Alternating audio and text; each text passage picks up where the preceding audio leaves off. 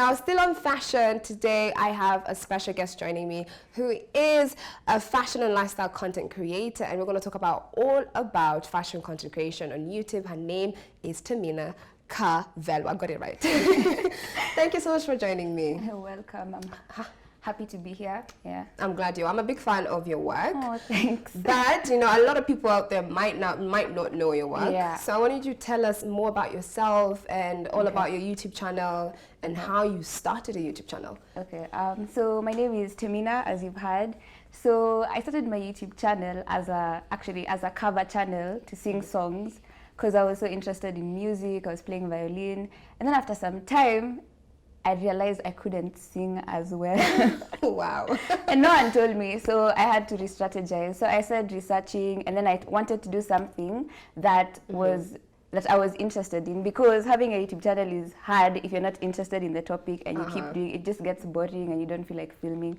So I remembered how after shopping, me and my mom and my sister would all have like a fashion show in the living room where you wear whatever you bought and then you just show everyone, and then that's how it's approved. Like, that is okay, so cute. Yeah. So after that is when I was like, oh, I actually enjoy putting outfits together.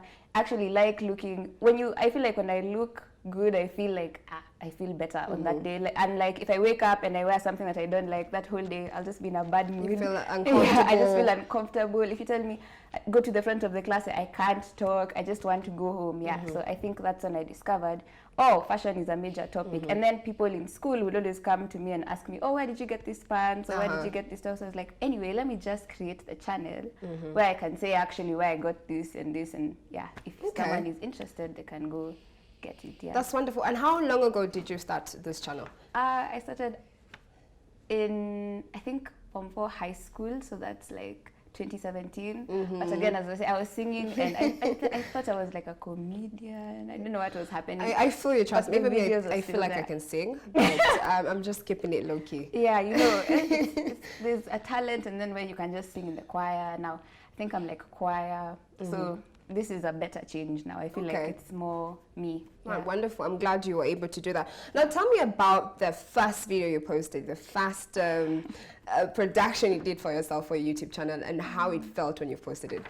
Oh, it was so bad. But at the time it was so cool. So we went to, it was just for singing, we went to Makueni to visit my grandparents, and I had this bright idea to take a video of me climbing the hills, and I don't know, then do like a voice over, but now my voice singing over it. It was a Justin Bieber song called I don't know what it was called. That song, yeah. So it's just me, and then I'll like random clips from holidays, and then me just singing over. I recorded it with my phone. It was nothing. I just posted it. I remember all my schoolmates were telling me it's so nice, and I felt so nice. But then later, now I feel like deleting it. But but I it's part of the people to growth see process. the growth, yeah. So yeah, I've left it. You can still see it if you go on my channel. Yeah, I'll definitely check it out after today's interview. Now, after you finally decided, like, I'm good in fashion, I like fashion, it's something I'm interested in. Also, you want to share about your lifestyle in university. How are you able to just put that content together? So first, you have to research a lot. So I remember the first time I wanted to do it, I just went and just searched fashion videos on YouTube, and then I just watched how they did it, and then I decided to research on editing, how to, like the settings you should have on your phone or your camera when you want to record. And then after all that, my first video, now when I put it together, I always show my sister or my mom, and then they liked it. I was like, okay, if my mom and my sister and I like it, I just put it out there. But first you have to research, because you can do something and then you realize, oh wait, I should have done this, but not should have, but there's like a way you can make it better. Other than, you know, when you've done an exam, you write an answer and then you go to the book and find, oh, if I just wrote this, it would have been better than what I've written. Yeah, like that. Very true, very true. Now, I love your videos. I feel like they're very creative. I really want to know what inspires you to have that style of editing. You're an amazing editor, by the way. Thank you. I think it's because I feel like I was born in the wrong era. We all feel like that. Us 90s babies. Yeah, this 21st century. It's because I grew up watching, let's say, like all these Beyonce videos, and when their fashion at that time, you know, when you feel like you want to grow up so you can dress like that, but by the time you're that age, that's out of fashion. You're not going to be wearing bootleg jeans and low waist. But then, so that's why my editing style is kind of like vintage. So it's a way for me to go back to the 90s, but then still be here. So that's why I go for the more vintage type of editing, other than transitions and the modern type of. I prefer the old style of editing. So I want to make it look like it's an old vintage video. Yeah, and it stands out. And I don't think there's a lot of YouTubers who do the same style editing as you do. But who is your inspiration out of YouTubers all of the world, around the world? So there's this Asian YouTuber. She's called Best Dressed. She has the same type of, even her whole aesthetic is just 90s, but like hers is like rich 90s old woman. That's how she dresses. So this is the young 90s. Yeah, so she'll wear something like a rich old woman would wear, but then she makes it like fit now so that you don't look crazy as you're walking along the street. Yeah. So I remember the first time I saw one of her videos, I was like, this is me. This is what I want exactly. So I decided, let me not do exactly what she's doing, like copy all her. You know, sometimes you can just go copy what someone is doing. So I decided, let me see how I can make it like me. Yeah, so but she's the main inspiration for everything. Yeah, that's amazing. That's amazing. Now that you have a big following on all your social media platforms, on your YouTube channel, have you been able to work with different brands? Oh yeah, but in Kenya, the brands that approach me are all international. I think I've been approached by one Kenyan brand. Yeah, it was a small business, wanted like me to mention like their product, and barely will you even get approached by fashion companies, because mostly like in Kenya what's thriving is maybe makeup, because if you check like all the people who do like makeup content, they get a lot of like brands to follow. But in Kenya, fashion is it's not yet there. It's limited. Yeah, it's very limited. So the brands that have approached me, all international, no Kenyan, and there's only one that approached me for like fashion, and yeah. And how has it been working with such brands? It's really nice. The international, they send you like, this is where at least my degree comes in handy, because I do law. So they send you a long contract. You have to sign and understand. Yeah, and you have to really understand, because I remember there's one I didn't understand. And yeah, the money just went like that, because I didn't understand one part. I didn't read it nicely. I was just like, oh, okay, yeah, post this, and that's the. And then I didn't get the last thing, so they couldn't pay me because of that. Yeah, and I'd done everything, I'd posted, so they couldn't pay me anything because of that last term that I didn't stick to. So these days I just really have to read the contracts all the way through. But yeah, they first send you a contract, and then once you do it, now they pay you. But then they also want you to be like creative. The good thing is most brands won't tell you like do this and this, say this and that. They'll just tell you do what works for you, so long as.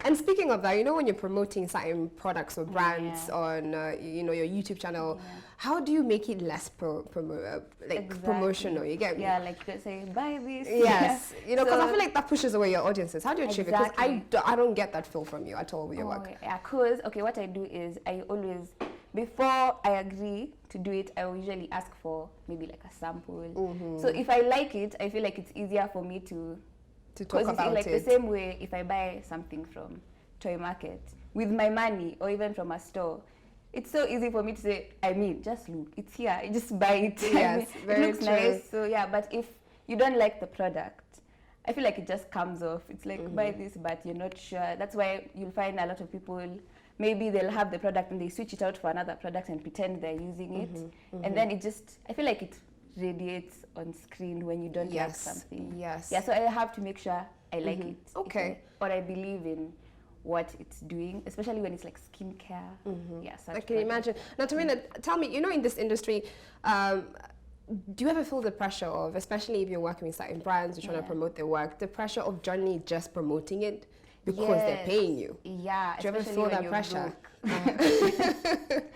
Like right now, my phone is not working. I don't know what's wrong with it. So you can imagine you're sitting there, your phone is not working, and this brand tells you, "Oh, promote the," and you don't like them, but you're seeing the sum of money. You're like, should I just take it? Figure something out. You know, people are different. You start saying, maybe someone else might like it. Yeah, but I tend to stay away from those because it doesn't make sense because of what you're doing. What you're doing is you're trying to you're trying to establish a relationship with your audience. Very true. Based on what now they trust you. It's like a relationship of trust. So can you imagine someone says, do this, and then you take it and then it doesn't work? I'm going to hate you for it. Yeah, exactly. Or you'll unsubscribe and you tell all your friends to unsubscribe, or this doesn't, she's not saying she's not saying the truth and everything. So it just, in the long run, it's going to just damage everything. The whole relationship you've struggled so hard to post every Sunday or every week to create, you just destroy it with that one thing. Wow, this sounds like, I feel like you should write a handbook for content creation, because it's It not just easy. destroys it, yeah. Wow. So of course, as a content creator, every individual has different experiences, and I'm Yeah. sure you've had a different experience yourself. But what would you say is the most difficult thing about creating content, especially for fashion in Kenya? Okay, first, I feel like it's very, how can I say it? Mostly, you know, people want what's affordable. So I'm not going to click on your channel so you can show me where you get something for 5,000, especially because my demographic, the audience is 18 to 24, and they're mostly in uni. Yes. So if you come and you're maybe sponsored by, I don't know, Woolworths or something, and you're telling them, so this jacket is 5,000. Where are we These gonna get pants it? are like 6,000, and my shoes, so my total is like maybe 20. People will be like, that's nice, but must be nice, because I'm not going to go buy that, but maybe I'll just watch, but I'm not going to go. Yeah, you get. So I think that's the most challenging part, trying to find a balance between affordability and working with brands, because mostly the videos that get most views for fashion in Kenya is toy market hauls, Gikomba hauls. Yeah, people want to see what they can buy, And or like stylish. 10 bob that looks really good. That's what people want to see. They don't want to see something that for 5,000, they'd rather spend their money on other things. So I think that's the part that is hard, because if you compare to, for example, makeup, people know that for makeup, if you want good foundation, you're going to have to spend a bit good more. amount. You know, a bit more, so that you Exactly. don't look like you're melting in the middle of the street. But Very then true. people know that if you spend less, you can still look the same as someone who, or even better, than someone who shopped, the outfit is 5,000 and yours is like 30 shillings. And people will just think, oh, wow, they look good. So It's true. I personally feel the same way. yeah, exactly. So I feel like that's the hard part. So pushing content, because you have to work with brands in the end. So which brand will you work with, which is not too expensive, but then it's also affordable, but also looks good. So that's the problem. I feel like that's... Okay. Yeah. And when you were starting a YouTube channel, was this part of your goal to work with brands, or you just generally started it as a hobby, something I love to do? Yeah, I didn't and this even know just it came in the could long pay. run. Yeah, I didn't even know it could pay. I just joined because I'd seen, oh, people sing on YouTube, and then someone signs them, and then now they're a celebrity. I don't know. So I was like, let me sing. That's it. I didn't know about, oh, now you can create content, and then a brand approaches you. I didn't know about all that. I knew that later in like first year of uni. That's when I knew, oh, brands can actually approach you. Okay. And yeah. Wonderful. Now, I have so many more questions for you, but I want us to take a pause right here. Okay. Now, we're going to take a short commercial break, but don't go anywhere. We have more with Temina right here on E-Magazine as we talk about creating content for fashion on social media and as well as YouTube. Now, don't go anywhere. You're watching E-Magazine.